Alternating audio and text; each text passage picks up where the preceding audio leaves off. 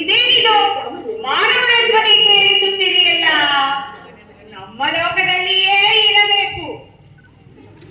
ಇಷ್ಟೊಂದು ಕಿರಿಚಾಟ ಕೂಗಾಟ ಭೂಲೋಕದಲ್ಲಿ ಇರುವ ಮಾನವರು ಈ ಇರುವ ಸೈಟುಗಳನ್ನೆಲ್ಲ ಕಬಳಿಸಿ ಆ ಯಮಲೋಕದ ಸೈಟುಗಳನ್ನು ಕಬಳಿಸಲು ಮುನ್ನುಗ್ಗಿ ಬರುತ್ತಿದ್ದಾರೆ. ಏನು ಯಾರಲ್ಲಿ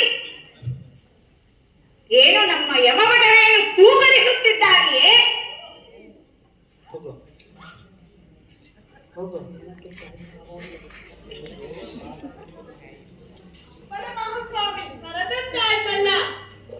ನಮ್ಮ ಲೋಕದಲ್ಲಿ ಇಷ್ಟೊಂದು ಗಲಾಟೆ ಕಿರಿಚಾಟ, ಭೂಲೋಕದಲ್ಲಿ ಬಸ್ ಸ್ಟ್ಯಾಂಡಿನಲ್ಲಿ ಕಿರಿಚಾಡುವ ಹಾಗೆ ಕಿರಿಚಾಡುತ್ತಿದ್ದಾರಲ್ಲ, ಯಾರವರು ಏನವರ ಸಂಚು ನೀವು ವಿಚಾರಿಸಲಿಲ್ಲವೇನೋ? ಅವರು ನಕ್ಕ ಶಿಕ್ಷೆ ಗುರಿಯಾದವರು ಸ್ವಾಮಿ. ಇಲ್ಲೂ ತಾವೊಂದು ನಾವೊಂದು ಕಿರಿಚಾಡುತ್ತಿದ್ದಾರೆ ಸ್ವಾಮಿ. ಅಂದರೆ ಈ ಹುಳುಮಾನವರು ಯಮಲೋಕಕ್ಕೆ ಬಂದರೂ ತಮ್ಮ ನೀಚ ಬುದ್ಧಿಯನ್ನು ಬಿಡಲಿಲ್ಲ ಎಂದಾಯಿತು. ಅವರು ಈ ನಮ್ಮ ಲೋಕದಕ್ಕೆ ಬಂದರೆ ಗತಿ ಏನು? ಇರಲಿ ಬಿಡಿ, ನಮ್ಮ ಆ ಚಿತ್ರಗುಪ್ತರಲ್ಲಿ ಕಾಣಿಸುತ್ತಿಲ್ಲವಲ್ಲ?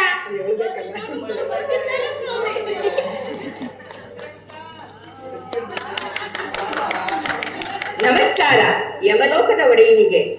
ಮಹಾಪ್ರಭು ಯಾಕೋ ವ್ಯಗ್ರನಾಗಿರುವಂತಿದೆಯಲ್ಲ? ಚಿತ್ರಗುಪ್ತರೆ, ನಿಮಗೆ ಕೇಳಿಸಲಿಲ್ಲವೇ ಆ ಮಾನವರ ಕೂಗಾಟ ಕಿರಿಚಾಟ? ಕೇಳಿಸಿತು ಪ್ರಭು. ಅವರ ಕಿರಿಚಾಟ ಕೂಗಾಟ ಎಲ್ಲ ಕೇಳಿ ನನಗೆ ಗಾಬರಿಯಾಗಿ ಹೋಯಿತು. ಆ ಗುಂಪು ನಮ್ಮ ಯಮಲೋಕಕ್ಕೆ ನುಗ್ಗಿ ಬಂದರೆ ಏನು ಗತಿ ಎನಿಸಿಬಿಟ್ಟಿತು. ಚಿಂತಿಸಬೇಡಿ ಚಿತ್ರಗುಪ್ತರೇ, ಅವರನ್ನೆಲ್ಲ ಒಬ್ಬೊಬ್ಬರಾಗಿ ನನ್ನ ಬಳಿಗೆ ಕಳುಹಿಸಿ ಅವರಿಗೆ ಅವರು ಮಾಡಿರುವ ಕೆಲಸಕ್ಕೆ ತಕ್ಕ ಶಿಕ್ಷೆಯನ್ನು ಕೊಟ್ಟು ನರಕಕ್ಕೆ ತಳ್ಳಿದರಾಯಿತು. ಅಪ್ಪಣೆ ಪ್ರಭು. ಯಮಭಟರೇ, ಈಗಲೇ ಹೋಗಿ ಆ ಭೂಲೋಕದ ಜೀವಿಗಳನ್ನ ಒಬ್ಬೊಬ್ಬರನ್ನಾಗಿ ಕಳಿಸಿಬಿಡಿ. ಸ್ವಾಮಿ.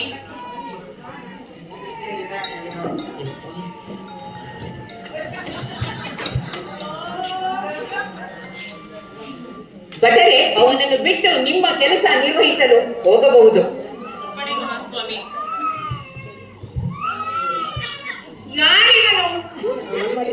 ಇವನ ಕರ್ಮಕಾಂಡವೇನು? ಇವನ ವಿಚಾರವನ್ನು ಒಂದೊಂದಾಗಿ ನನಗೆ ತಿಳಿಸುವವರಾಗಿ. ಮಹಾಸ್ವಾಮಿ, ಇವನು ಭೂಲೋಕದ ರಾಜ್ಯ ಸರ್ಕಾರದಲ್ಲಿನ ಒಂದು ಮುಖ್ಯ ಇಲಾಖೆಯಲ್ಲಿ ಇಂಜಿನಿಯರ್ ಆಗಿ ಕೆಲಸ ಮಾಡುತ್ತಿದ್ದನು. ಸಾಕಷ್ಟು ಸಂಬಳ ಪಡೆದುಕೊಂಡರೂ ಭ್ರಷ್ಟನಾಗಿದ್ದ ಈತ ನಿರ್ವಹಿಸಿದ ಸೇತುವೆ, ಕಟ್ಟಡಗಳು ಕಳಪೆ ಕಾಮಗಾರಿಯಿಂದ ಕೂಡಿದ್ದು, ನಿರ್ಮಿಸಿದ ಕೆಲವೇ ದಿನಗಳಲ್ಲಿ ಕುಸಿದು ಬಿದ್ದು ಅನೇಕ ಅಮಾಯಕ ಜನರ ಸಾವಿಗೆ ಈತ ಕಾರಣನಾಗಿದ್ದಾನೆ. ಅಷ್ಟೇ ಅಲ್ಲ ಮಹಾಪ್ರಭು, ಈತನು ಸುಳ್ಳು ದಾಖಲೆ ಸೃಷ್ಟಿಸಿ ಸರ್ಕಾರದಿಂದ ಹಣ ಪಡೆದು ವಂಚಿಸಿದ್ದಾನೆ. ಮತ್ತು ಇವನು ನಿರ್ಮಿಸಿದ ರಸ್ತೆಗಳು ಕೆಲವೇ ದಿನಗಳಲ್ಲಿ ರೊಟ್ಟಿಯಂತೆ ಕಿತ್ತು ಬಂದು ಜನರು ಓಡಾಡದ ಸ್ಥಿತಿಯಲ್ಲಿ ಹಳ್ಳ ಕೊಳ್ಳಲಾಗಿವೆ. ಅದು ಅಲ್ಲದೆ ಇವನು ಕೋಟ್ಯಾಂತರ ರೂಪಾಯಿ ಆಸ್ತಿ ಮಾಡಿ ಇಂದು ಆ ಪಾಪದ ಫಲವಾಗಿ ನಮ್ಮ ಈ ಯಮಲೋಕಕ್ಕೆ ಬಂದಿದ್ದಾನೆ. ನೀನೇನಾದರೂ ಹೇಳುವುದಿದೆಯೇ? ಸ್ವಾಮಿ ಯಮಧರ್ಮರಾಯರೇ, ಈ ಚಿತ್ರಗುಪ್ತರೇಕೋ ನನ್ನ ಮೇಲೆ ಅಸಮಾಧಾನದ ಮಳೆಯನ್ನು ಸುರಿಸುತ್ತಿದ್ದಾರೆ. ಈಗ ಹೌದು ಸ್ವಾಮಿ, ನಾನು ಇಂಜಿನಿಯರ್ ಆಗಿ ಆಯಾ ಕಟ್ಟಿನ ಜಾಗವನ್ನು ಹಿಡಿಯಲು ನಾನು ಪಟ್ಟ ಶ್ರಮ ಮತ್ತು ಖರ್ಚು ಮಾಡಿದ ಹಣದ ಬಗ್ಗೆ ಅವನಿಗೆ ಏನು ಗೊತ್ತು ಸ್ವಾಮಿ? ರಾಜಕೀಯ ನಾಯಕರ ಪಾಲುಗಳನ್ನು ಹಿಡಿದು ನಾನು ಈ ಮಟ್ಟಕ್ಕೆ ಬಂದಿದ್ದೇನೆ. ಬಹಳಷ್ಟು ಶ್ರಮ ಪಟ್ಟು ಈ ಇಲಾಖೆಯಲ್ಲಿ ಕೆಲಸ ಪಡೆದರೂ ಸ್ವಲ್ಪ ಆಸ್ತಿಯನ್ನು ಮಾಡುವುದು ತಪ್ಪೇ? ಹೆಂಡತಿ ಮಕ್ಕಳಿಗೆ ಹೆಸರಿನಲ್ಲಿ ಆಸ್ತಿ ಮಾಡಬಾರದೆ? ಅಷ್ಟೇ ಅಲ್ಲ ಸ್ವಾಮಿ, ನಾನು ಯಾವುದೇ ಕೆಲಸ ವಹಿಸಿಕೊಂಡಿದ್ದರೂ ಸ್ವಲ್ಪ ಪರ್ಸೆಂಟೇಜ್ ಅನ್ನು ನಮ್ಮ ಮೇಲಾಧಿಕಾರಿಗಳಿಗೆ ಕೊಡ್ತಾ ಇದ್ದೆ. ಇಲ್ಲದಿದ್ದರೆ ಅವರು ನನ್ನ ನೀರು ಮತ್ತು ನೆರವಿಲ್ಲದ ಆ ಜಾಗಕ್ಕೆ ಎತ್ತಗಣೆ ಮಾಡಿಬಿಡ್ತಾ ಇದ್ರು. ಹಾಗಿದ್ದಾಗ ನಾನು ಮಾಡಿರುವ ಕೆಲಸಗಳು ಕಳಪೆಯಾಗದೇ ಇರಲು ಸಾಧ್ಯವೇ? ಎಳೆ ಮೂರ್ಖ, ಯಾರೊಡನೆ ಮಾತನಾಡುತ್ತಿರುವೆ? ಚಿತ್ರಗುಪ್ತರೆ, ಇವನನ್ನು ಸರಿಯಾಗಿ ಒಪ್ಪಿಸಿಕೊಳ್ಳಬೇಡಿ ಸ್ವಾಮಿ, ಒಪ್ಪಿಸಿಕೊಳ್ಳಬೇಡಿ. ನಾನು ಚಿಕ್ಕವನಾಗಿದ್ದಾಗ ಭೂಲೋಕದಲ್ಲಿ ಯಮರಾಜ ಸಿನಿಮಾದಲ್ಲಿ ನಿಮ್ಮನ್ನು ನೋಡಿದ್ದೆ.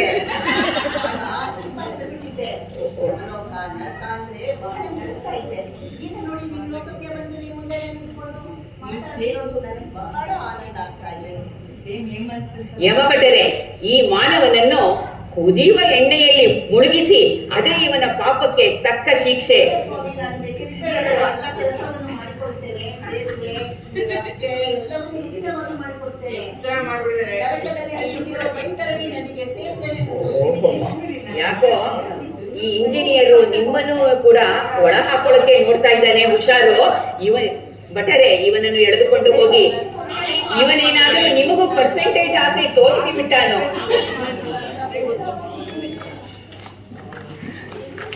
ಚಿತ್ರಗುಪ್ತರೇ, ಮುಂದಿನ ನರಕವಾಸಿಯನ್ನು ಎಳೆದು ತರುವಂತೆ ಈ ಭಟರಿಗೆ ಹೇಳಿ. ಅಪ್ಪಣೆ ಪ್ರಭು. ಆ ಪಾತಕಿಯು ಬರುತ್ತಿರುವನು. ಆಗಲಿ ಸ್ವಾಮಿಗಳೇ. ಏನು ಔಷಧಿಯ ವಾಸನೆ ಮೂಗಿಗೆ ಬಡಿಯುತ್ತಿದೆಯಲ್ಲ? ಪ್ರಭುಗಳೇ, ಈಗ ಬರುತ್ತಿರುವ ಆಸಾಮಿ ಬಹುಶಃ ಭೂಲೋಕದ ವೈದ್ಯನಿರಬೇಕು. ಯಾರೀ ದೇಶದಾರಿ? ಏನಿವನ ಅಪರಾಧ? ನೋಡಿದರೆ ಸುಸಂಸ್ಕೃತನಂತೆ ಕಾಣುತ್ತಿರುವನಲ್ಲ. ಏನು ಕೊರಳಿನಲ್ಲಿ ಹಾರ, ಬೆಳ್ಳನೆಯ ಜಾಕೆಟು. ಏನು ಇವನು ಮಾಡಿರುವ ಅಪರಾಧವೇನು? ಸ್ವಾಮಿ, ಇವನೇ ವೈದ್ಯ ಶಿಖಾಮಣಿ. ಕೊರಳಲ್ಲಿ ಹಾಕಿರುವುದು ರೋಗಿಗಳನ್ನು ಪರೀಕ್ಷಿಸುವ ಪರಿಕರ. ಅದನ್ನು ಭೂಲೋಕದಲ್ಲಿ ಸ್ಟೆಥಾಸ್ಕೋಪ್ ಎನ್ನುತ್ತಾರೆ. ಮತ್ತೆ ಅವನು ತೊಟ್ಟಿರುವ ಜಾಕೆಟ್ ಅದು ಬಿಳಿಯ ಕೋಟು. ಅದರಿಂದಲೇ ಇವನನ್ನು ಭೂಲೋಕದಲ್ಲಿ ವೈದ್ಯರೆಂದು ಜನ ಗುರುತಿಸುತ್ತಾರೆ. ಸರಿ ಸರಿ, ಇವನ ಕಲ್ಯಾಣ ಗುಣಗಳನ್ನು ಒಂದೊಂದಾಗಿ ಹೇಳಿ. ಪ್ರಭು, ಇವನು ಸಾಮಾನ್ಯನಲ್ಲ. ಇವನನ್ನು ಭೇಟಿಯಾಗಲು ಮೊದಲೇ ಅಪಾಯಿಂಟ್ಮೆಂಟ್ ತೆಗೆದುಕೊಂಡಿರಬೇಕು. ಕಾಯಿಲೆ ಇರ್ಲಿ ಇಲ್ಲದಿರಲಿ, ಇವನು ರೋಗಿಗೆ ಎಲ್ಲಾ ರೀತಿಯ ಟೆಸ್ಟ್ ಮಾಡಿಸಿ ಬಿಡುತ್ತಾನೆ. ಸಣ್ಣ ಪುಟ್ಟ ಕಾಯಿಲೆಗಳಿಗೂ ಆಪರೇಷನ್ ಎಂಬ ಹೆಸರಿನಲ್ಲಿ ರೋಗಿಯ ದೇಹವನ್ನು ಕತ್ತರಿಸಿ ಹಾಕುವುದರಲ್ಲಿ ಇವನು ಮಹಾ ನಿಪುಣನಾಗಿದ್ದಾನೆ. ಅದು ಅಲ್ಲದೆ ಇವನು ICU ಎಂಬ ಹೆಸರಿನ ಪ್ರತ್ಯೇಕ ಕೋಣೆಯಲ್ಲಿ ರೋಗಿಗಳನ್ನ ಕೂಡಿ ಹಾಕಿ ಸಾಕಷ್ಟು ಹಣ ವಸೂಲು ಮಾಡಿ ಅವರು ಮನೆ ಮಠ ಮಾರಿ ಇವನು ಹಣ ಹೊಂದಿಸಿ, ಅಯ್ಯೋ ನಾವು ಸತ್ತೋಗಿದ್ರೆ ಸಾಕಾಗಿತ್ತಪ್ಪ ಅಂತ ಓಡಾಡುವಂತೆ ಮಾಡಿಬಿಡುತ್ತಾನೆ. ಅಷ್ಟೇ ಅಲ್ಲ ಮಹಾಪ್ರಭು, ಇವನು ರೋಗಿಗಳ ದೇಹವನ್ನು ಕತ್ತರಿಸುವಾಗ ಅದರಲ್ಲೇ ಚಾಕು, ಕತ್ತರಿ, ಬಟ್ಟೆಯನ್ನು ಬಿಟ್ಟು ಅವರು ಜೀವನ ಪೂರ್ತಿ ನರಳಾಡುವಂತೆ ಮಾಡಿಬಿಟ್ಟಿದ್ದಾನೆ. ಇಷ್ಟೆಲ್ಲ ಅನ್ಯಾಯ ಮಾಡಿರುವ ಈ ವೈದ್ಯ ನಮ್ಮ ಲೋಕಕ್ಕೆ ಬಂದಿರುವುದರಲ್ಲಿ ಆಶ್ಚರ್ಯವೇ ಇಲ್ಲ ಬಿಡಿ. ಎಳೆ ಮೂರ್ಖ, ಚಿತ್ರಗುಪ್ತನ ಅಪರಾಧನಿಗೆ ನಿನ್ನ ಉತ್ತರವೇ? ಮಹಾಸ್ವಾಮಿ, ಚಿತ್ರಗುಪ್ತರು ಯಾವ ಆಧಾರವೂ ಇಲ್ಲದೆ ಹಾಗೂ ವಸ್ತುಸ್ಥಿತಿಯನ್ನು ಅರಿಯದೆ ನನ್ನ ಮೇಲೆ ಸುಳ್ಳಿನ ಆಪಾದನೆಯನ್ನೇ ಹೊರಿಸಿದ್ದಾರೆ. ನಾನು ಭೂಲೋಕದಲ್ಲಿ ಪ್ರಸಿದ್ಧ ವೈದ್ಯನಾಗಿರುವೆ ಹಾಗೂ ನೂರಾರು ಜನರ ಪ್ರಾಣ ಉಳಿಸಿರುವೆ. ನಿಮಗೆ ತಿಳಿದಿದೆಯೇ, ನಾನು ವೈದ್ಯನಾಗಲು ಸಾಕಷ್ಟು ಕಷ್ಟಪಟ್ಟಿದ್ದೇನೆ. ನನ್ನ ತಂದೆ ತಾಯಿ ತಮ್ಮ ಮಗ ವೈದ್ಯನಾಗಿ ಜನರ ಸೇವೆ ಮಾಡಲೆಂದು ಸಾಕಷ್ಟು ಸಾಲ ಸೋಲ ಮಾಡಿ ನನ್ನನ್ನು ವೈದ್ಯನಾಗಿಸಿದ್ದಾರೆ. ಹಾಗೂ ಸಾಕಷ್ಟು ಸಾಲ ಸೋಲ ಮಾಡಿ ವೈದ್ಯನಾಗಿಸಿದ್ದಾರೆ. ಮತ್ತು ನಾನು ಎಷ್ಟು ಉತ್ತೀರ್ಣಳಾದರೂ ಸಹ, ಉತ್ತಮ ದರ್ಜೆಯಲ್ಲಿ ಉತ್ತೀರ್ಣಳಾದರೂ ಸಹ ನನಗೆ ಸರ್ಕಾರಿ ನೌಕರಿ ದೊರೆಯಲಿಲ್ಲ. ಆದ್ದರಿಂದ ಸ್ವಂತ ಆಸ್ಪತ್ರೆ ನಿರ್ಮಾಣ ಮಾಡಲು ಮತ್ತು ಅದನ್ನು ನಿಭಾಯಿಸಲು ಹಣ ಬೇಡವೇ? ಆದ್ದರಿಂದ ಅದನ್ನು ಆಸ್ಪತ್ರೆಯ ರೋಗಿಗಳಿಂದ ವಸೂಲಿ ಮಾಡಬೇಕಲ್ಲವೇ ಮಹಾಸ್ವಾಮಿ? ಎಲೆ ವೈದ್ಯ ಶಿಖಾಮಣಿ, ರೋಗಿಗಳ ಹೊಟ್ಟೆಯಲ್ಲಿ ಚಾಕು, ಕತ್ತರಿ, ಬಟ್ಟೆಯನ್ನಿಟ್ಟು ಹೊಲಿಗೆ ಹಾಕಿದೆಯಲ್ಲ. ಇಷ್ಟೊಂದು ಘನ ಘೋರ ಅಪರಾಧ ಮಾಡಿ ನನಗೆ ಪಾಠ ಹೇಳಲು ಬರುತ್ತಿರುವಿಯಾ? ಸಾಕು ನಿಲ್ಲಿಸಯ್ಯ ನಿನ್ನ ಸಮರ್ಥನೆ. ಸ್ವಾಮಿ, ವೈದ್ಯ ವೃತ್ತಿಯಲ್ಲಿ ನೆಮ್ಮದಿಯಾಗಿರಲು ಸಾಧ್ಯವೇ? ಯಾವಾಗಲೂ ಟೆನ್ಷನ್. ಸ್ವಲ್ಪ ಹೆಚ್ಚು ಕಡಿಮೆಯಾದರೂ ಸಹ ರೋಗಿಗಳ ಕಡೆಯವರು ನಮ್ಮ ಮೇಲೆ ಹಲ್ಲೆ ಮಾಡುತ್ತಾರೆ ಹಾಗೂ ಆಸ್ಪತ್ರೆಯನ್ನು ಧ್ವಂಸ ಮಾಡಿಬಿಡುತ್ತಾರೆ. ಆ ಭಯದಿಂದ ಸ್ವಲ್ಪ ಹೆಚ್ಚು ಕಡಿಮೆ ಆಗುವುದುಂಟು. ಆದರೂ ನನ್ನನ್ನು ಕರೆಸಿರುವ ಕಾರಣವೇನು? ನಿಮಗೇನಾದರೂ ಕಾಯಿಲೆ ಇದೆಯೇ? ಅಯ್ಯ ವೈದ್ಯ ಮಹಾಶಯ, ಜನರು ನಿನ್ನನ್ನು ವೈದ್ಯೋ ನಾರಾಯಣೋ ಹರಿ ಅಂತ ಗೌರವಿಸ್ತಾರೆ. ಆದರೆ ನೀನು ಅದಕ್ಕೆ ಅಪವಾದವಾಗಿರುತ್ತೆ.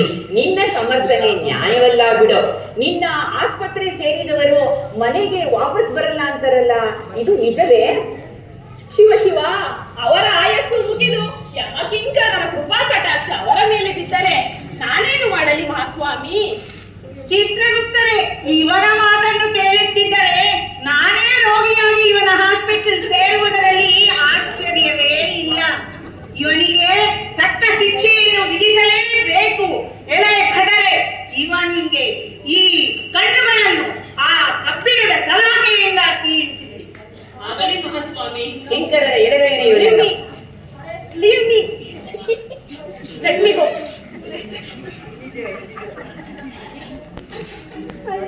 ಚಿತ್ರಗುಪ್ತರೇ, ಈ ಲೋಕದಲ್ಲಿ ಎಂತೆಂತಹ ಜನರಿದ್ದಾರೆ. ಹೌದೌದು. ಏನು ಹಳಸಿದಣ್ಣದ ವಾಸನೆ ಬರುತ್ತಿದೆಯಲ್ಲ? ಸ್ವಾಮಿ, ಈಗ ಬರುತ್ತಿರುವ ವ್ಯಕ್ತಿ ಬಹುಶಃ ಭೂಲೋಕದ ಯಾವುದೋ ಹೋಟೆಲಿನ ಮಾಲೀಕನಿರಬಹುದು.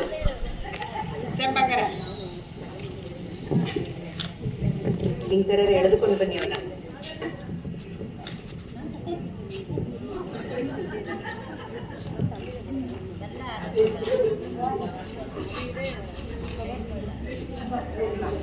ಯಾರಯ್ಯ ನೀನು? ಹಣೆಗೆ ಕುಂಕುಮ ಗಂಧವನ್ನಿಟ್ಟು ಸಜ್ಜನರಂತೆ ಕಾಣುತ್ತಿದೆಯಲ್ಲ. ನೀನು ಯಾರು? ಇಲ್ಲಿಗೆ ಏಕೆ ಬಂದೆ? ನಿಜ ಸ್ವಾಮಿ, ಸಜ್ಜನರಿಗೆ ಇದು ಕಾಲವಲ್ಲ. ಗಲ್ಲದ ಪೆಟ್ಟಿಗೆಯಲ್ಲಿ ಕುಳಿತು ಲೆಕ್ಕ ಬಿಡುತ್ತಾ ಇದ್ದ ನನ್ನನ್ನು ಹಾರ್ಟ್ ಫೇಲಿಯರ್ ಮಾಡಿಸಿ ಇಲ್ಲಿಗೆ ಕರೆತಂದಿದ್ದಾರೆ ಸ್ವಾಮಿ. ನಿಲ್ಲಿಸು ನಿನ್ನ ಅಧಿಕ ಪ್ರಸಂಗ. ಯಾರ ಮುಂದೆ ನಿಂತಿದ್ದೀಯಾ ಎಂಬ ಪರಿಜ್ಞಾನ ನಿನಗಿದೆಯೇ? ಚಿತ್ರಗುಪ್ತರೇ, ಇವನ ಕರ್ಮಕಾಂಡವನ್ನು ಒಂದೊಂದಾಗಿ ಹೇಳಿ. ಮಹಾಸ್ವಾಮಿ, ಈ ಮಹಾಶಯನ ಹೋಟೆಲಲ್ಲಿ ತಿಂದವರು ಸೀದಾ ರೋಗಿಗಳಾಗಿ ಆಸ್ಪತ್ರೆ ಸೇರ್ತಾ ಇರ್ತಾರೆ. ದೇಹಕ್ಕೆ ವಿರುದ್ಧವಾದ ಎಣ್ಣೆ ಬಣ್ಣ ಉಪಯೋಗಿಸಿ ಈತ ತಿಂಡಿ ತಯಾರಿಸುತ್ತಿದ್ದನು. ಕೊಳೆತ ತರಕಾರಿ, ಹುಳು ಹಿಡಿದ ದಿನಸಿ ಇವನು ತಯಾರಿಸುವ ಆಹಾರ ಪದಾರ್ಥಗಳನ್ನ ಸೇರುತ್ತಾ ಇದ್ವು. ಅಷ್ಟೇ ಅಲ್ಲ ಮಹಾಸ್ವಾಮಿ, ಇವನು ಹಿಂದಿನ ದಿನದ ತಂಗಳನ್ನಕ್ಕೆ ಒಂಚೂರು ಅರಿಶಿನ ಹಾಕ್ಬಿಟ್ಟು ಚಿತ್ರಾನ್ನವೆಂದು ಜನರಿಗೆ ತಿನ್ನಿಸುತ್ತಿದ್ದನು. ಮತ್ತೆ ಇವನು ದೋಸೆ ಹಿಟ್ಟು ಇಡ್ಲಿ ಹಿಟ್ಟಿನಲ್ಲಿ ಜಿರಳೆ ಹಲ್ಲಿ ಬಿದ್ದಿದ್ದರೆ ಸಂಕೋಚವಾಗಿ ಅದನ್ನು ತೆಗೆದೆಸೆದು ಅದರಲ್ಲಿ ತಿಂಡಿ ಮಾಡಿ ಜನರ ಆರೋಗ್ಯದ ಜೊತೆ ಇವನು ಆಟವಾಡಿ ಇವತ್ತು ಅದರ ಪಾಪದ ಫಲವಾಗಿ ನಮ್ಮ ಲೋಕಕ್ಕೆ ಬಂದಿದ್ದಾನೆ. ಛೇ ಛೇ, ಎಂತಹ ಅನ್ಯಾಯ! ಅನ್ನದಾತ ಸುಖೀಭವೋ ಎಂದು ಹೇಳುತ್ತಾರೆ, ಆದರೆ ನೀನು ಜನರಿಗೆ ಅನ್ನದ ಬದಲು ವಿಷವನ್ನು ಉಣ್ಣಿಸುತ್ತಿದ್ದೀಯಲ್ಲ. ಯಮಧರ್ಮರಾಯರೇ, ನನ್ನನ್ನು ನಿಮ್ಮಲ್ಲಿಗೆ ಕರೆತರುವುದನ್ನು ಗೊತ್ತಿದ್ದರೆ ನಿಮಗೆ ಪಿಸಾ ಬರ್ಗರ್ ತರ್ತಿದ್ದೆ.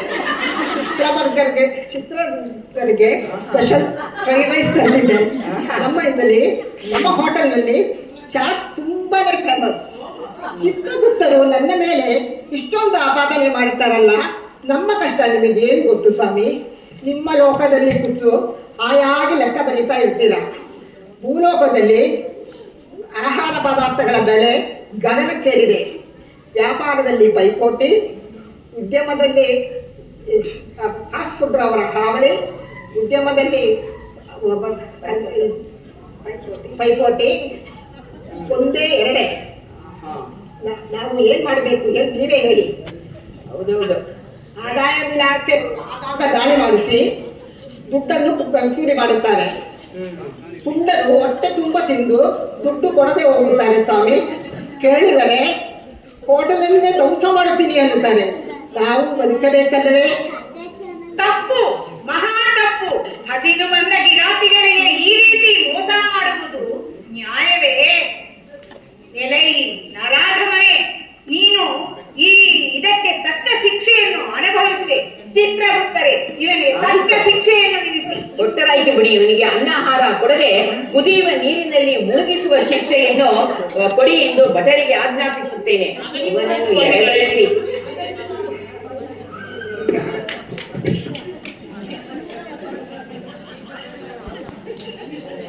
ಚಿತ್ರಗುಪ್ತರೇ, ಏನೋ ನಮ್ಮ ಲೋಕದ ದ್ವಾರದಲ್ಲಿ ಭಾಷಣ ಕೇಳಿದ ಹಾಗೆ ಕೇಳಿಸುತ್ತಿದೆಯಲ್ಲ. ಯಮರಾಜರೇ, ಬಹುಶಃ ಯಾರೋ ಭೂಲೋಕದ ರಾಜಕಾರಣಿ ಇರಬೇಕು ಎನಿಸುತ್ತದೆ. ಜನರನ್ನು ನರಕ ಸ್ವರ್ಗದ ವಿರುದ್ಧ ಎತ್ತಿ ಕಟ್ಟುತ್ತಿದ್ದಾನೆ ಎನಿಸ್ತಾ ಇದೆ.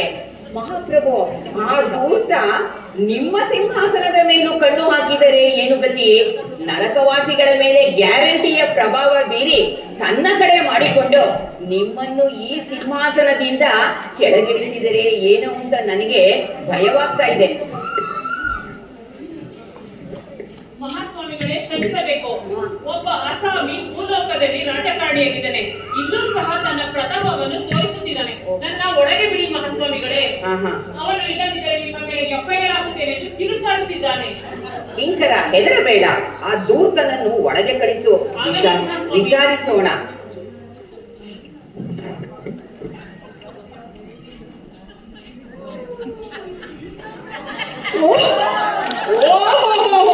ಮತಬಾಂಧವರಿಗೆ ನಮಸ್ಕಾರ, ನಮಸ್ಕಾರ, ನಮಸ್ಕಾರ.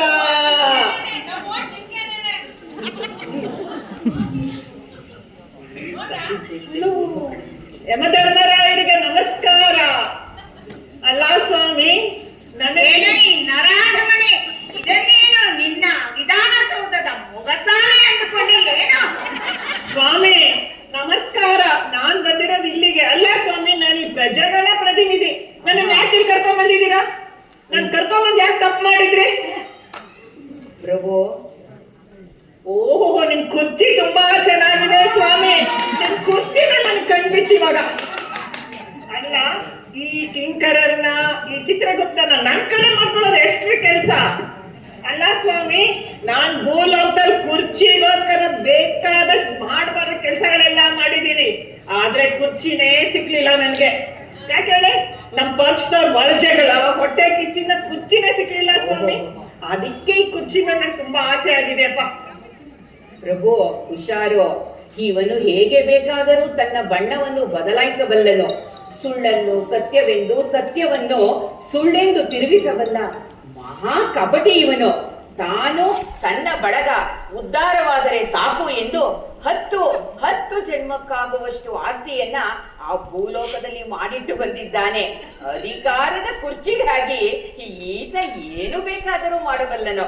ಅಲ್ಲ ಸ್ವಾಮಿ, ರಾಜಕಾರಣಿಗಳೇ ಸುಳ್ಳಲ್ಲಿ ಹೇಳಕ್ ಎಕ್ಸ್ಪರ್ಟ್ ಅಂತೀವಿ, ಅದಕ್ಕಿಂತ ಎಕ್ಸ್ಪರ್ಟ್ ಆಗಿದ್ದೀರಲ್ಲ ಸ್ವಾಮಿ ಚಿತ್ರಗುಪ್ತರೆ ನೀವು. ಅಲ್ಲ, ನಾವು ವೋಟ್ ತಗೋಬೇಕಾದ್ರೆ, ಎಲೆಕ್ಷನ್ ನಿನ್ ಗೆಲ್ಬೇಕಾದ್ರೆ ಏನ್ ಮಾಡ್ತೀವಿ ನಾವು? ಬೇಕಾದಷ್ಟು ಕೋಟಿ ಗಟ್ಟಲೆ ದುಡ್ಡು ಖರ್ಚು ಮಾಡ್ತೀವಿ. ಇದು ಆಮೇಲೆ ಬೇಕಾದಂಗೆಲ್ಲ ಊಟನೂ ಹಾಕಿಸ್ತೀವಿಲ್ವಾ? ಮನೆಗೆ ದುಡ್ಡು ಹಂಚ್ತೀವಿ ಓಟ್ಗೆ. ಅಧಿಕಾರ ಬಂದ್ಮೇಲೆ ಏನ್ ಮಾಡ್ತೀವಿ ನಾವು? ದುಡ್ಡಂತೂ ತಗೊಳ್ಳೇಬೇಕು. ಕೋಟಿ ಸಂಪಾದನೆ ಮಾಡ್ಬೇಕು ಅಂತಂದ್ರೆ ನಾವು ದುಡ್ಡು ತಗೊಳ್ಳೇಬೇಕು ಸ್ವಾಮಿ. ಏನ್ ಮಹಾ ಮಾಡ್ಕೊಂತೀವಿ? 10 ತಲೆಮಾರ್ಗಾಗೋಷ್ಟು ಮಾಡ್ಕೊತೀಪ. ಅದ್ರಲ್ಲಿ ಏನ್ ತಪ್ಪಿದೆ ಸ್ವಾಮಿ? ಎಲೈ ಭಟರೆ, ಇವನ ಕೈಕಾಲುಗಳನ್ನು ಕಟ್ಟಿ ಆ ನಮ್ಮ ನರಲೋಕದ ಕೆಸರಿನ ಗುಂಡಿಗೆ ಸೇರಿ ಅಲ್ಲ ಸ್ವಾಮಿ, ನಾನ್ ಕುರ್ಚಿ ಮೇಲಕ್ಕೆ ಬರದಂತೆ ಕಬ್ಬಿಣದ ಸಲಾಕೆಯಿಂದ ಆಗಾಗ ಒಳಕ್ಕೆ ತಳ್ಳುತ್ತೀನಿ. ತಕ್ಕ ಶಿಕ್ಷೆ.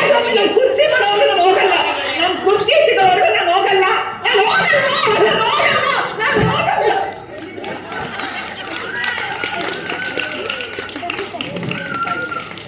ಮಹಾಪ್ರಭುಗಳೇ, ಈ ಪ್ರಕರಣಗಳಿಂದ ನಿಮ್ಮ ಮನಸ್ಸು ಬಹಳ ದಾಸೆಗೊಂಡಿದೆ ಇರುತ್ತಲ್ಲ. ಒಂದು ಮನನೆ.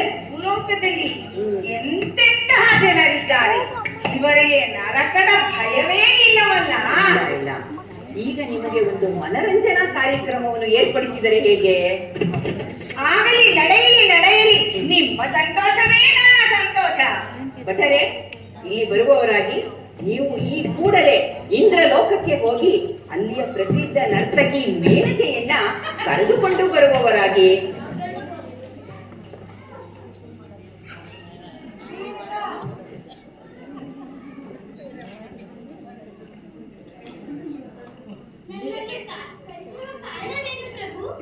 ಮೇನಕೆ, ನೀನೊಂದು ನೃತ್ಯವನ್ನು ಮಾಡಿ ಯಮಧರ್ಮರಾಯರ ಮನಸ್ಸನ್ನು ಸಂತುಷ್ಟಗೊಳಿಸುವಳಾಗೋ.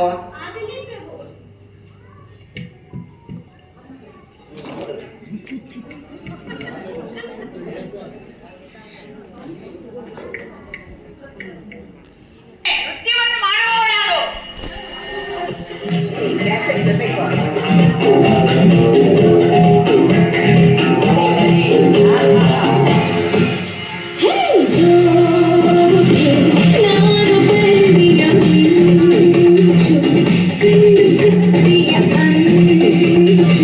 Bye.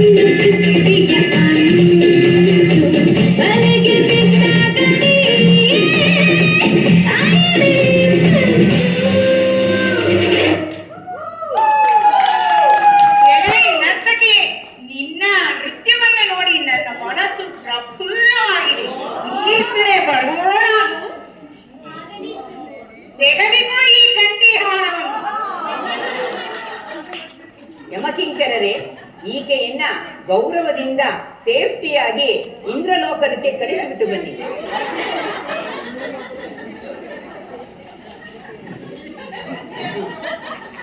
ಚಿತ್ರಗುಪ್ತರೇ, ಈಗ ನಮ್ಮ ಯಮಲೋಕದ ಬಾಗಿಲಿನಲ್ಲಿ ಯಾರೋ ಬರಲು ಕಾತುರರಾಗಿದ್ದಾರಲ್ಲ, ಯಾರವರು ಒಳಗೆ ಕಳುಹಿಸುವವರಾಗಿ? ಯಮಭಟರೇ, ನಮ್ಮ ಲೋಕದ ಬಾಗಿಲಲ್ಲಿ ತಡಕಾಡುತ್ತಿರುವ ಇನ್ನೊಬ್ಬ ವ್ಯಕ್ತಿಯನ್ನ ಒಳಗೆ ಕಳಿಸುವವರಾಗಿ. ಮಹಾಸ್ವಾಮಿಗಳೇ, ಕ್ಷಮಿಸಬೇಕು. ಒಬ್ಬ ವ್ಯಕ್ತಿ ಮಾಸಿದ ಪಂಚೆ, ಹಸಿರು ಶರ್ಟು, ಹಸಿರು ಶಾಲು ನಿಂತಿದ್ದಾನೆ. ಕೈ ಕಾಲಿಗೆಲ್ಲ ಮಣ್ಣು ಬೆಚ್ಚೆ. ನಾನು ಯಾವ ಕಡೆ ಹೋಗಬೇಕೆಂಬುದು ತಿಳಿಯದೆ ಪರದಾಡುತ್ತಿದ್ದಾರೆ ಮಹಾಸ್ವಾಮಿಗಳೇ.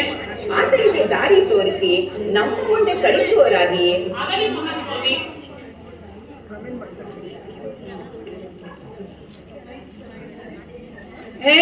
ಬಿಡ್ರ ನನ್ನ ಏನಾಗಿದೆ ಬಿಡ್ರ ನನ್ನ.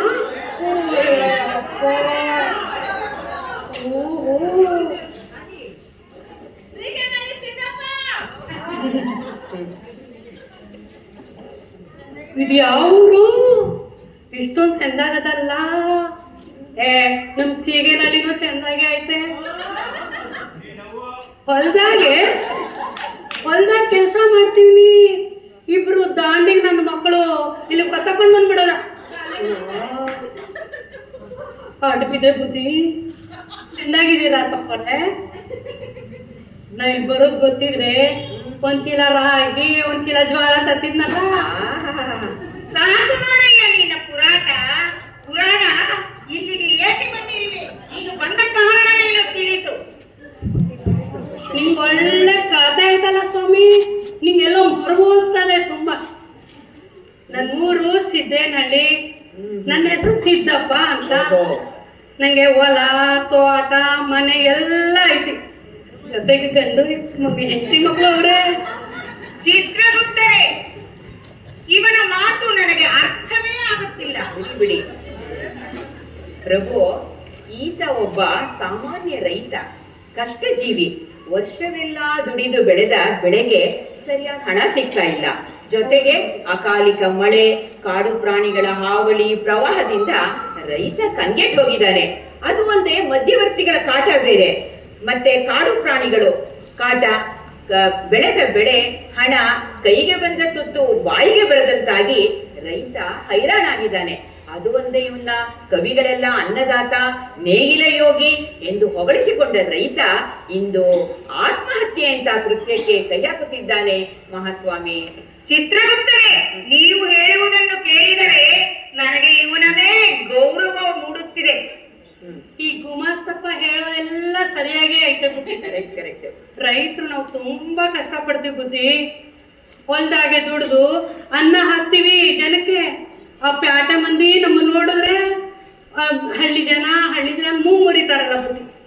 ಅವ್ರಿಗೆ ನೀವೇ ಹೊಸಿ ನ್ಯಾಯ ಕೊಡ್ಸಿ ಬುದ್ಧಿ. ನಮ್ಗೆ ಮುಂದಿನ ವಾರ ನಮ್ಮೂರ್ನಾಗೆ ಜಾತ್ರೆ ಐತಿ. ನನ್ನ ದಯಮಾಡಿ ಅಲ್ಲಿಗೆ ಬೇಗ ಕಳ್ಸ್ಕೊಟ್ಬಿಡಿ ಬುದ್ಧಿ. ಹೆಂಡ್ರು ಮಕ್ಕಳು ಬಿಟ್ಟು ಬಂದೀವಿ. ಚಿತ್ರಗುಪ್ತರೇ, ಈಗ ನಮ್ಮ ನರಕದ ಬಾಗಿಲಿಗೆ ಏಕೆ ಬಂದ ಎಂಬುದೇ ನನಗೆ ಯಕ್ಷ ಪ್ರಶ್ನೆಯಾಗಿದೆಯಲ್ಲ. ಸ್ವಾಮಿ, ಅಲ್ಲೇ ಇರುವುದು ಕ್ಲೈಮ್ಯಾಕ್ಸ್.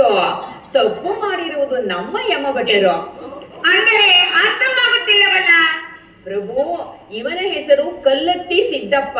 ಇವನ ಊರಿನಲ್ಲಿ ಇನ್ನೊಬ್ಬ ಇದ್ದಾನೆ, ಕೊತ್ತೊತ್ತಿ ಸಿದ್ದಪ್ಪ. ಆಯಸ್ಸು ಮುಗಿದು ಹೋಗಿರುವುದು ಕೊತ್ತೊತ್ತಿ ಸಿದ್ದಪ್ಪನದು. ನಮ್ಮ ಈ ಯಮಭಟರು ಕನ್ಫ್ಯೂಷನ್ ಮಾಡಿಕೊಂಡು ಈ ಕಲ್ಲತ್ತಿ ಸಿದ್ದಪ್ಪನನ್ನು ಎಳೆದುಕೊಂಡು ಬಂದಿದ್ದಾರೆ. ಇವನ ಆಯಸ್ಸು ಇನ್ನೂ ಇದೆ ಮಹಾಸ್ವಾಮಿ.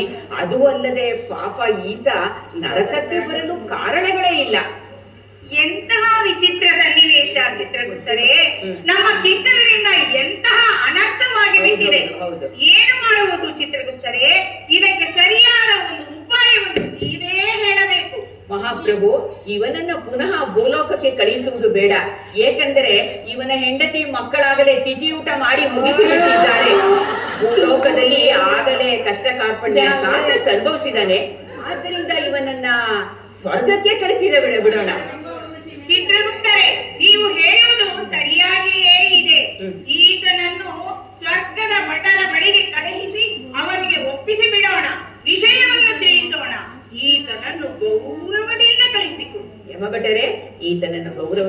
ಕರೆದುಕೊಂಡು ಹೋಗಿ ಸ್ವರ್ಗದ ಬಾಗಿಲಲ್ಲಿ ಸ್ವರ್ಗದ ಭಟರಿಗೆ ಹೇಳಿ ಬಿಟ್ಟು ಬರುವವರಾಗಿ ಹೋಗಿ. ತಪ್ಪು ಮಾಡ್ಲಿ ಸರಿ ಮಾಡ್ಲಿ ಈ ನರಕಕ್ಕೆ ಬರ್ಲೇಬೇಕಾ ಶಿವನೇ ಶಂಭುಲಿಂಗ. ಚಿತ್ರಗುಪ್ತರೇ, ಹಾ, ಯಾರೋ ನಮ್ಮ ನರಕದ ಬಾಗಿಲಿನಲ್ಲಿ ಆ ಕಡೆಯಿಂದ ಈ ಕಡೆಗೆ ಈ ಕಡೆಯಿಂದ ಆ ಕಡೆಗೆ ಓಡಾಡುತ್ತಾ ಒಳಗೆ ಬರಲು ಕಾತರನಾಗಿದ್ದಾನಲ್ಲ, ಅವನನ್ನು ಕರೆಕಳುಹಿಸಿ. ಭಟರೆ ಯಾರವನು? ಕರೆದುಕೊಂಡು ಬರುವವರಾಗಿ.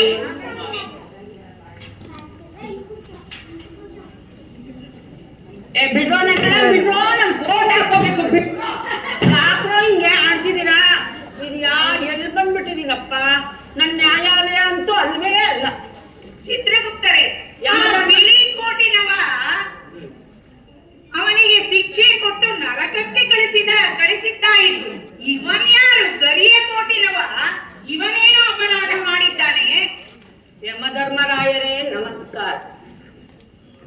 ಮಹಾಸ್ವಾಮಿ, ಇವನು ಭೂಲೋಕದಲ್ಲಿ ಕ್ರಿಮಿನಲ್ ಲಾಯರ್ ಆಗಿದ್ದವನು. ಅನೇಕ ಪ್ರಕರಣಗಳನ್ನ ನಿಭಾಯಿಸಿದ್ದಾನೆ. ತನ್ನ ವಾದದಲ್ಲಿ ಅಪರಾಧಿಯನ್ನು ನಿರಪರಾಧಿಯನ್ನಾಗಿಯೋ ನಿರಪರಾಧಿಯನ್ನು ಅಪರಾಧಿಯನ್ನಾಗಿಯೋ ಮಾಡುವ ಚಾಲಾಕಿತನ ಇವನಲ್ಲಿದೆ. ಅಷ್ಟೇ ಅಲ್ಲ ಮಹಾಸ್ವಾಮಿ, ಇವನ ಹತ್ತಿರ ಬಂದ ಕಕ್ಷಿದಾರರು ಇವನಿಗೆ ಫೀಸು ಕೊಡಲಾರದೆ ತಮ್ಮ ಮನೆ ಮಠ ಮಾರಿ ಕಂಗಾಲಾಗಿದ್ದಾರೆ. ಕೆಲವು ದಿನಗಳ ಹಿಂದೆ ಈತ ಒಂದು ಅಮಾಯಕ ಕುಟುಂಬವನ್ನ ಕೋರ್ಟಿನ ಕಟಕಟೆಯಲ್ಲಿ ನಿಲ್ಲಿಸಿದ ಪರಿಣಾಮವಾಗಿ ಆ ಪಾಪದ ಫಲವಾಗಿ ಈತ ಇಂದು ನಮ್ಮ ಯಮಲೋಕಕ್ಕೆ ಬಂದಿದ್ದಾನೆ. ಯಮಧರ್ಮರಾಜರೇ, ನಿಮ್ಮ ಚಿತ್ರಗುಪ್ತರಂತೂ ಅಪರಾಧದ ಮೇಲೆ ಅಪರಾಧ ಹೇಳ್ತಿದ್ದಾರೆ ನನ್ನ ಮೇಲೆ. ನನ್ನ ಕೆಲಸ ಬಹಳ ಸುಲಭ ಅಂತ ಹೇಳ್ತಿದ್ದಾರೆ. ವಕೀಲಿ ಕೆಲಸ ಅಷ್ಟು ಸುಲಭನೇ. ನನ್ನ ಹತ್ರ ಬಂದ ಕಕ್ಷಿದಾರರು ಅವರಿಗೆ ಸಾಕ್ಷಿ ಹೇಳಿ, ಸರಿಯಾದ ಸಾಕ್ಷಿ ಹೇಳಿ ಅವರಿಗೆ ಜಯ ಗಳಿಸೋದೇ ನನ್ನ ವಕೀಲಿ ಧರ್ಮ ಆಗಿರುತ್ತೆ. ನಾನು ಹೇಳಿ ಕೇಳಿ ಕ್ರಿಮಿನಲ್ ಲಾಯರು. ನನ್ನ ಹತ್ರ ಬಂದ ಕಕ್ಷಿದಾರರಿಗೆ ಸರಿಯಾದ ಜಯ ಗಳಿಸ್ಕೊಡ್ಬೇಕು ತಾನೆ. ಅಲ್ಲಯ್ಯ, ನೀನು ಅಪರಾಧಿಯನ್ನು ನಿರಪರಾಧಿಯಾಗಿಯೂ ನಿರಪರಾಧಿಯನ್ನು ಅಪರಾಧಿಯಾಗಿಯೂ ಮಾಡುವ ಚಾಣಾಕ್ಷನೆಂದು ನನಗೆ ತಿಳಿದಿರುವುದು. ಆದರೂ ಆ ನ್ಯಾಯಕ್ಕಾಗಿ ಕಾದು ಕುಳಿತಿರುವ ಆ ಬಡಪಾಯಿ ಅವನಿಗೆ ನಿನ್ನ ಮನಸ್ಸಾಕ್ಷಿ ಏನು ಹೇಳಲಿಲ್ಲವೇ? ನಿನ್ನ ಆತ್ಮಸಾಕ್ಷಿಗೆ ನೀನು ಬೆಲೆ ಕೊಡಲಿಲ್ಲವೇ? ಯಮಧರ್ಮರಾಜರೇ, ನನ್ನ ಕೆಲಸದಲ್ಲಿ ಆತ್ಮಸಾಕ್ಷಿ ಮನಸ್ಸಾಕ್ಷಿ ದಯ ದಾಕ್ಷಿಣ್ಯ ಎಲ್ಲ ನೋಡ್ಕೊಂಡು ಕೂತ್ಕೊಂಡ್ರೆ ಲಾಯರ್ ಕೆಲಸ ಮಾಡೋಕೆ ಆಗಲ್ಲ. ಜನರಿಗೆ ನ್ಯಾಯ ಕೊಡ್ಸೋಕೆ ಆಗಲ್ಲ. ಈ ನ್ಯಾಯ ಕೊಡ್ಸೋದ್ರಿಂದಲೇ ನಾನು ಪ್ರಸಿದ್ಧಿಯಾಗಿದ್ದೇನೆ. ಇದರಿಂದ ನನ್ನ ವಕೀಲಿ ಧರ್ಮಕ್ಕೆ ನಾನು ನ್ಯಾಯ ಕೊಡಿಸ್ತಾ ಇದ್ದೀನಿ. ಯಮಧರ್ಮರಾಜರೇ, ಸ್ವಾಮಿ, ನಿಮ್ಮ ಮಾತಿಗೆ ಈತ ಬೆಲೆ ಕೊಡುವಂತೆ ಕಾಣುತ್ತಿಲ್ಲ. ಸುಮ್ಮನೆ ತನ್ನ ವಾದ ವಿವಾದಗಳಿಂದ ನಿಮ್ಮ ತಲೆಗೂ ಹುಳ ಬಿಡುತ್ತಿದ್ದಾನೆ. ಇವನು ಮಾಡಿದ ಅನ್ಯಾಯಕ್ಕೆ ನರಕದ ಶಿಕ್ಷೆಯೇ ಸರಿ. ಚಿತ್ರಗುಪ್ತರೇ, ಇವನಿಗೆ ಯಾವ ಶಿಕ್ಷೆ ವಿಧಿಸೋಣ? ಇವನ ಬಾಯಿಗೆ ಪ್ಲಾಸ್ಟರ್ ಅಂಟಿಸಿ ನರಕದ ಬಾಗಿಲಿಗೆ ತಲೆಕೆಳಗಾಗಿ ನೇತು ಹಾಕಿಬಿಡೋಣ. ಪ್ಲಾಸ್ಟ್ ಹಾಕ್ಬಿಟ್ಟು ವಾದ ಮಾಡೋದು ಹೇಗೆ? ನಾನು ಮಾಡದೇ ಇರಲಿ ಎಂದೇ ನಿನಗೆ ಈ ಶಿಕ್ಷೆ.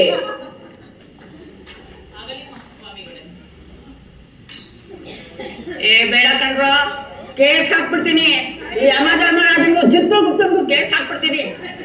ಚಿತ್ರಗುಪ್ತರೇ, ಯಾವುದೋ ಒಂದು ಪ್ರಾಣಿ ಗರ್ಜಿಸುತ್ತ ನಮ್ಮ ಯಮಲೋಕದ ಬಾಗಿಲನ್ನೇ ತಳ್ಳಿಕೊಂಡು ಬರುತ್ತಿದೆಯಲ್ಲ, ಯಾರವನು?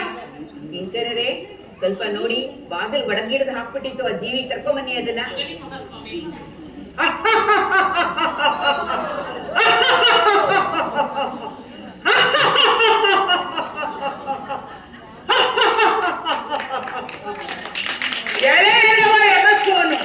ನನ್ನನ್ನಿಲ್ಲಿಗೆ ಕರೆದು ಕಳಿಸಿದ ಕಾರಣವೇಂತೇಳಿ, ಇಲ್ಲದಿದ್ದರೆ ನಿನ್ನ ರಣ್ಣವನ್ನು ಚೆಂಡಾಡಿ ಲಂಕಾಪುರಿಯ ಬಾಗಿಲೊಳ್ ಬೀಸುಪ್ಪೆ.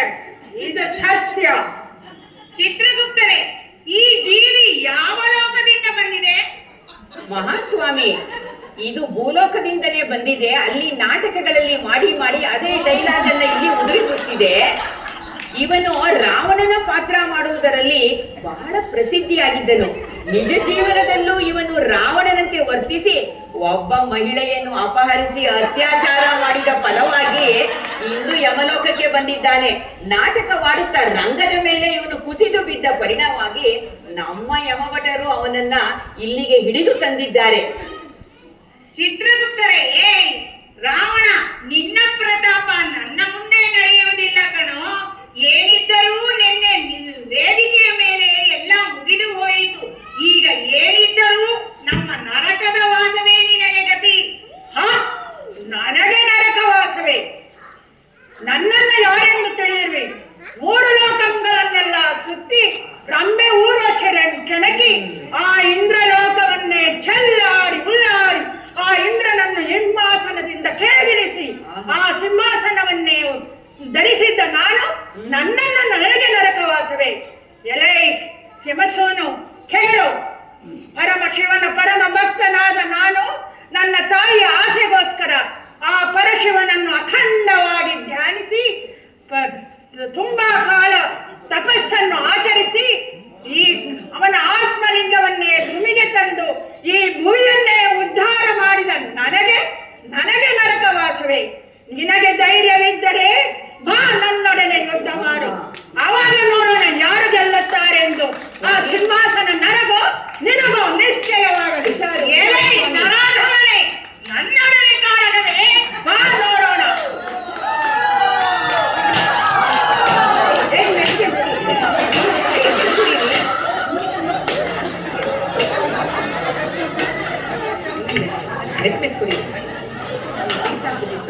ನಿಲ್ಲಿಸಿ ನಿಮ್ಮ ಕಾದಾಟವನ್ನು. ಇದೇನು ಗರಡಿ ಮನೆಯೇ? ರಾವಣ, ನೀನು ಯಾರ ಮುಂದೆ ನಿಂತಿದ್ದೀಯಾ, ಯಾರೊಡನೆ ಕಾದಾಡುತ್ತಿದ್ದೀಯಾ ಎಂಬ ಜ್ಞಾನವಿದೆಯೇ? ಖಂಡಿತ ಇದೆ. ಚಿತ್ರಗುಪ್ತನೇ, ಏಯ್ ರಾವಣನೇ, ನಿನ್ನ ಪ್ರತಾಪ ನನ್ನ ಮುಂದೆ ನಡೆಯುವುದಿಲ್ಲ. ಎಲೈ ಭಟರೇ, ಇವನನ್ನು ಕಂಬಕ್ಕೆ ಕಟ್ಟಿ 1000 ಚಳಿಯನ್ನು ಕೊಡುವರಾದ ಭಟರೇ, ಇವನನ್ನು ಎಳೆದುಕೊಂಡು ಹೋಗಿ. ಆಗಲಿ ಮಹಾಸ್ವಾಮಿಗಳೇ. ಏ ಬೇಡೇನೋ.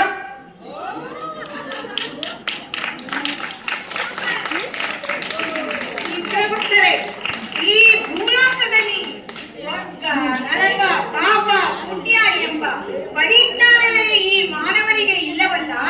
ಎಂತೆಂತಹ ಹೀನ ಕೃತ್ಯವನ್ನು ಮಾಡುತ್ತಾರೆ ಇವರು. ಮಹಾಪ್ರಭು, ಇದು ಕಲಿಯುಗ. ಮಾನವ ದಾನವನಾಗಿದ್ದಾನೆ. ಒಳ್ಳೆಯದು ಕೆಟ್ಟದ್ದು ಯಾವುದು ಎಂದು ತಿಳಿಯದೆ ಮೂಢನಾಗಿದ್ದಾನೆ. ಹಾಗಂತ ಒಳ್ಳೆಯವರು ಇಲ್ಲವೆಂದಲ್ಲ, ಅವರನ್ನ ಸಂತೆಯಲ್ಲಿ ಸೂಜಿ ಹುಡುಕಿದಂತೆ ಹುಡುಕಬೇಕು. ಮುಂದಿನ ಯುಗದಲ್ಲಾದರೂ ಈ ಮಾನವರು ಸುಧಾರಿಸಿ ನಮಗೆ ಕೆಲಸ ಕಡಿಮೆಯಾಗಬಹುದೇನೋ. ಈಗ ವಿಶ್ರಮಿಸೋಣವೇ? ನೀವು ಹೇಳುವುದು ಸರಿಯಾಗಿದೆ ಚಿತ್ರಗುಪ್ತರೇ. ನನಗೂ ವಿಶ್ರಾಂತಿಯ ಅವಶ್ಯಕತೆ ಇದೆ. ಇದುವರೆಗೆ ನಮ್ಮ ಈ ಒಂದು ದಿನ ಯಮಲೋಕದಲ್ಲಿ ಒಂದು ದಿನ ನಾಟಕವನ್ನ ನೀವೆಲ್ಲ ನೋಡಿದ್ರಿ. ನಾನು ಆಗ್ಲೇ ಹೇಳಿದಾಗೆ ನೀವು ಒಪ್ಕೋಬಹುದು, ಇಲ್ಲ ಹಾಸ್ಯಮಯವಾಗಿ ತೆಗೆದುಕೋಬಹುದು, ಮತ್ತೆ ಒಂದು ಚಿಂತೆಗೂ ನಿಮ್ಮನ್ನ ಹಚ್ಚುತ್ತೆ ಅಂತ ಅನ್ಕೊಂಡಿದ್ದೀನಿ ಈ ನಾಟಕದ ಪ್ರಕರಣಗಳು. ಈಗ ನಾಟಕದಲ್ಲಿ ಭಾಗವಹಿಸಿದವರು ಒಬ್ಬೊಬ್ಬರನ್ನಾಗಿ ಪರಿಚಯ ಮಾಡ್ಕೊಡ್ತೀನಿ. ಯಮಧರ್ಮರಾಗಿ ಶ್ರೀಮತಿ ಸರಳಾ ಅರಸ್, ಕಿಂಕರರಾಗಿ ಶ್ರೀಮತಿ ನೂತನ್ ಗಿರೀಶ್, ಇನ್ನೊಬ್ಬ ಕಿಂಕರ ಅವ್ರ ಮಗನೇ ಇವನು ಮಾಸ್ಟರ್ ಹಿಮೇಶ್.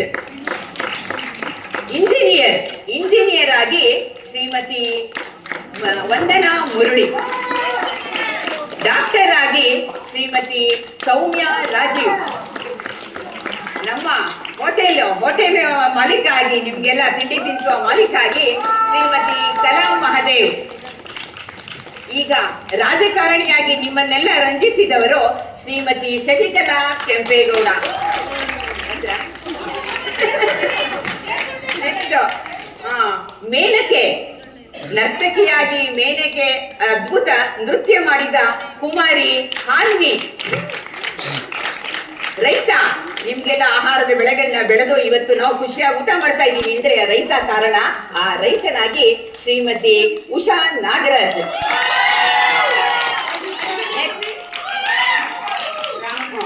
ಈಗ ನಿಮ್ದೇನು ಕೇಸ್ ಇದ್ರೆ ನಮ್ಮ ಲಾಯರು ಥರ್ಡ್ ಮೈನಲ್ಲಿ ಇದ್ದಾರೆ, ಅವ್ರನ್ನ ಕಾಂಟ್ಯಾಕ್ಟ್ ಮಾಡಬಹುದು. ಶ್ರೀಮತಿ ಕಮಲಾ ಅಂಕಯ್ಯ. ರಾವಣ ಅದ್ಭುತವಾಗಿ ನಾಟಕಗಳಲ್ಲಿ ಇದೇ ಪಾತ್ರ ತುಂಬಾ ಮಾಡಿದ್ದಾರೆ ಅವರು. ಘಟೋದ್ಗಜ ಆಗಿ, ರಾವಣ ಆಗಿ ನಮ್ಮನ್ನ ಸುಮಾರು ಒಂದು 20 ವರ್ಷದಿಂದನೂ ನಮ್ಮ ಜೊತೆ ಇದ್ದಾರೆ. ಅವರು ಪುಷ್ಪಾ ರವೀಂದ್ರ. ಇವೆಲ್ಲ ಇದುವರೆಗೆ ಕೂತ್ಕೊಂಡು ನಮ್ಮ ಒಂದು ಈ ನಾಟಕವನ್ನ ವೀಕ್ಷಿಸಿದ್ದಕ್ಕೆ, ಮಳೆ ರಾಯನು ಕೂಡ ನಾವು ಅನ್ಕೊಂಡಿದ್ವಿ ಮಳೆ ಬರೋದು ಬೇಡ ಅಂತ, ಎಲ್ಲ ನಮ್ಗೆ ಸಹಕರಿಸಿದ್ದೀರಾ. ನಿಮ್ಗೆಲ್ಲ ಅನಂತ ಧನ್ಯವಾದಗಳು.